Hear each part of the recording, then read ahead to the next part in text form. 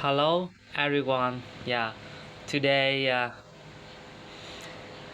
we will talk about uh, technical topic, programming topic related to Java framework is Spring framework.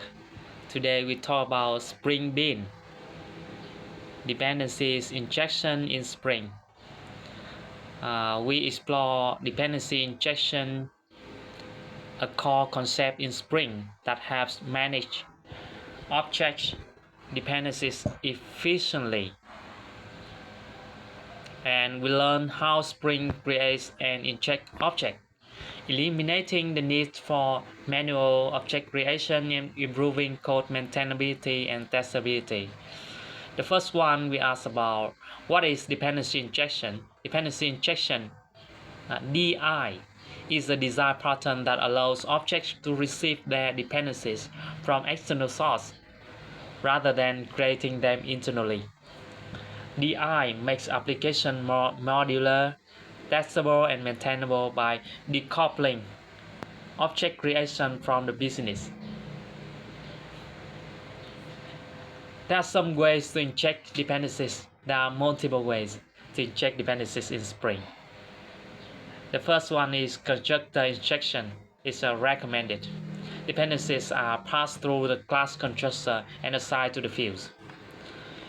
The second is setter injections. Dependencies are injected via setter methods after object is created, useful when dependencies are optional or need to be changed at runtime.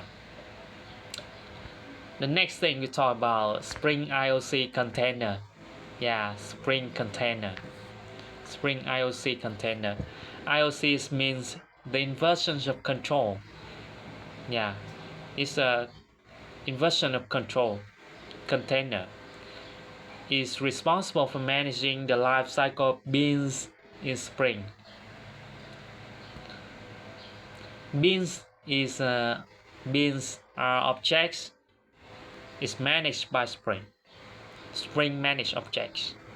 When an application starts, the IOC container, the container creates, configures, and injects dependencies into beans automatically. Beans are stored in application context. In application context, it allowing them to be retrieved and reused throughout the application. When we need to use it, we can get it through application context. The place to store it. The place to store beans. The next thing we talk about configure beans in Spring. There are two ways to configure beans in Spring using annotation. We can define beans using some annotation: add component, add service, add repository, add controller.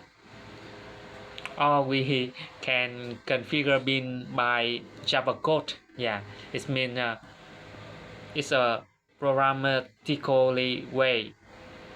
We can manually configure bean using Java-based configuration with add bean inside add configuration class. This provides more fine-grained control over bean creation. We can create this bean if the condition is blah blah blah. Else we create another bean. When multiple beans of the same type exist in our code, we can specify which one to use with some annotation: add primary or add qualifier. The next thing we talk about lazy initialization. By default, Spring eagerly initializes beans when applications start. We can enable lazy initialization using annotation add lazy, which defers bean creation until it first needed, improving startup time in some cases. This number 6, we talk about bean scopes. Spring beans can have different scopes, determine how they are managed. The first scope is singleton. It's a default. is a default scope. A singleton instance is created and shared across the application. Yes, share in all application, across the application. The second scope is called prototype. Yeah, prototype means a new instance is created each time it's requested a bin. Yeah. Some other scope is request, session, and application scope. It's used in a web application with HTTP request. Yeah, with web application have HTTP request.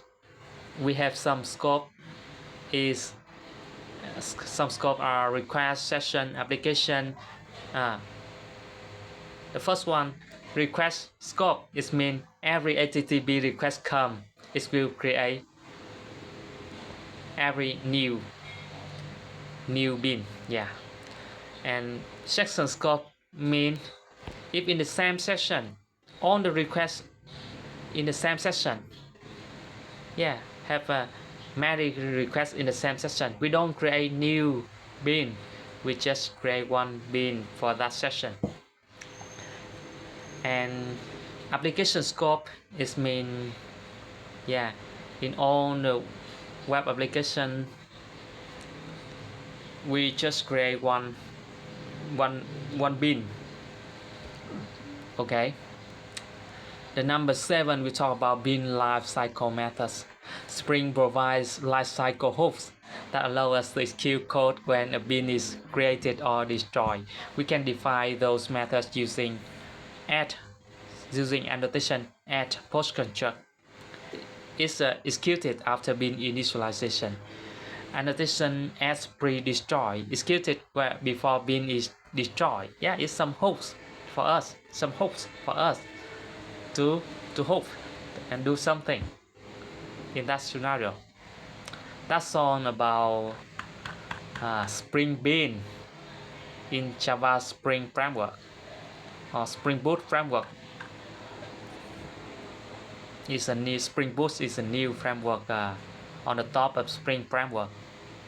That's all. See you in the next technical topic related to programming, Java programming.